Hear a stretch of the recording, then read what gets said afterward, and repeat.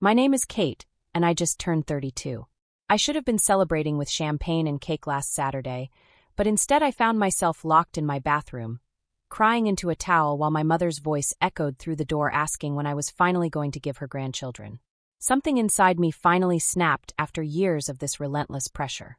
Every family gathering, every phone call, every casual visit somehow circles back to the same question.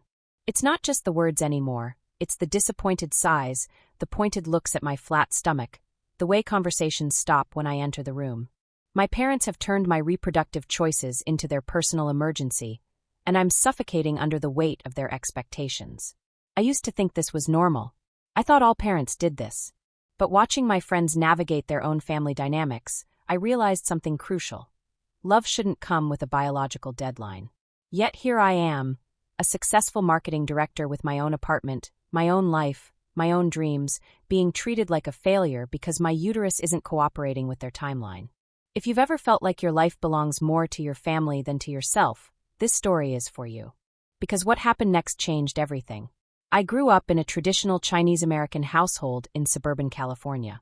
My parents immigrated here in the 80s with nothing but determination and a suitcase full of dreams. Dad worked double shifts at the electronics factory, while Mom cleaned offices at night. They sacrificed everything for my older brother Kevin and me, constantly reminding us that our success was their success. Our happiness was their happiness. Kevin was the golden child, the firstborn son who could do no wrong. He excelled in school, got into Stanford, became a software engineer, and married his college sweetheart Lisa at 26. When they had their first child 2 years later, I watched my parents transform into entirely different people. Suddenly, they had purpose again. Their grandson became the center of their universe. Meanwhile, I was carving out my own path. I focused on my career, traveled extensively, dated when I felt like it, and generally enjoyed the freedom of my 20s.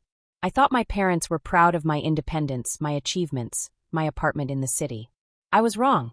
The shift happened gradually. At first, it was innocent questions about whether I was seeing anyone special. Then it escalated to not-so-subtle hints about my biological clock.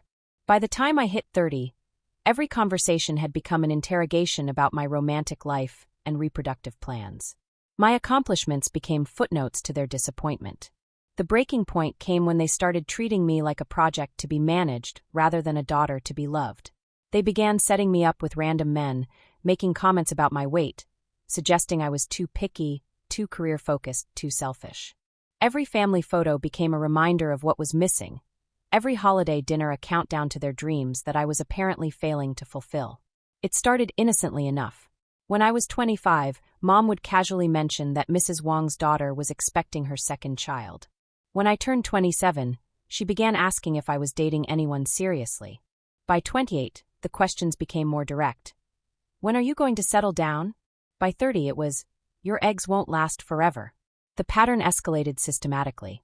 Family dinners became strategy sessions where they would present eligible bachelors like business proposals. They started forwarding me articles about fertility after 35, leaving baby magazines on my kitchen counter during visits, and making pointed comments about my apartment being too small for a family. I normalized it because I thought this was love. I thought their anxiety came from caring about my happiness. I made excuses for their behavior, convinced myself that their pressure was just cultural differences, that they meant well. I started avoiding family gatherings, screening their calls, and making up excuses to skip dinner invitations. The warning signs were everywhere. My stress levels skyrocketed around family events. I developed insomnia before visiting home. I started having panic attacks in baby stores. I avoided social media because every pregnancy announcement felt like another failure on my part. I was becoming a stranger to myself, constantly defending choices I shouldn't have had to justify. But I ignored it all because confronting the truth meant admitting that the people who loved me most were slowly destroying my peace of mind. I wasn't ready to face that reality until I absolutely had to. The first major incident happened at Kevin's son's 3rd birthday party. I had just gotten promoted to senior marketing director, a position I'd worked toward for 3 years. I was excited to share the news with my family.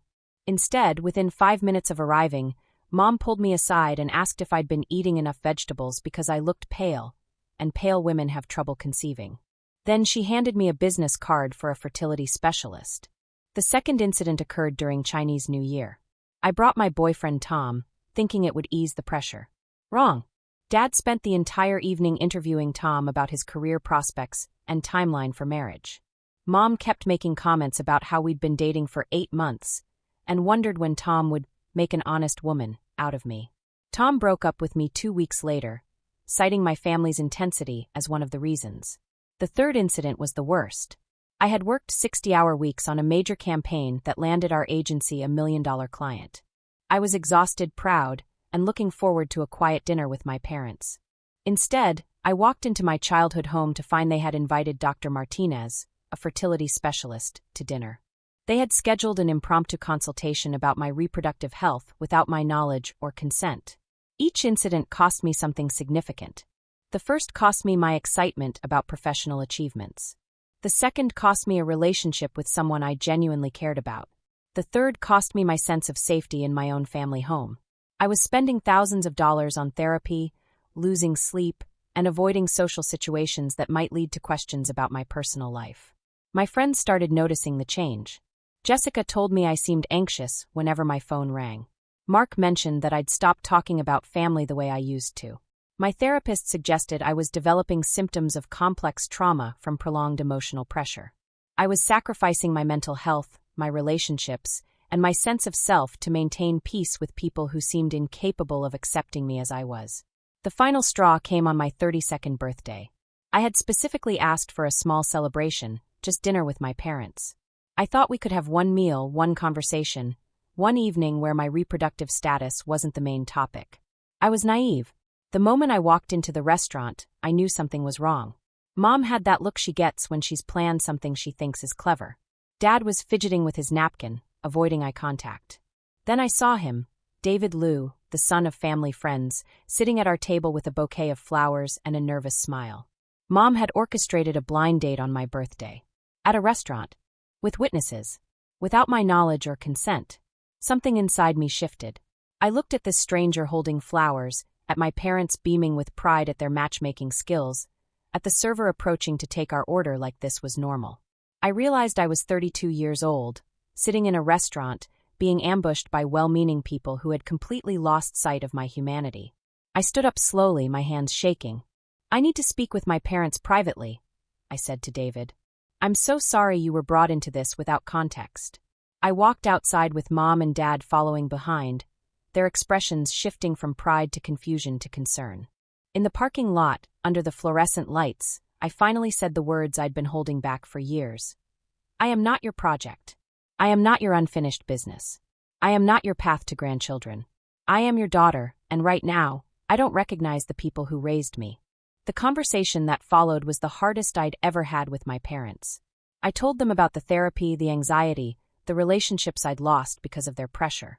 I explained that their love had started feeling conditional, that their acceptance seemed tied to my reproductive choices, that I was losing myself trying to meet expectations that weren't even mine.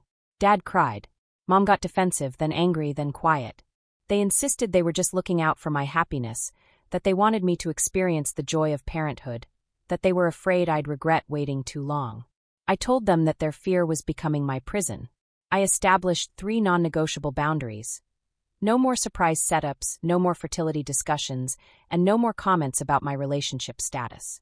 I told them that future violations would result in reduced contact. I meant it, and they could tell. The first month was brutal. Mom called crying, asking if I hated her. Dad sent articles about successful women who had children in their late 30s, unable to understand that information wasn't the problem. Kevin tried to mediate, but I realized he couldn't understand because he'd never experienced this pressure. I started spending holidays with friends, screening family calls, and building a support network outside of my biological family. I joined a support group for adults dealing with family pressure. I learned that my experience wasn't unique, that many people struggle with families who love them but don't see them. 6 months after the birthday incident, something shifted.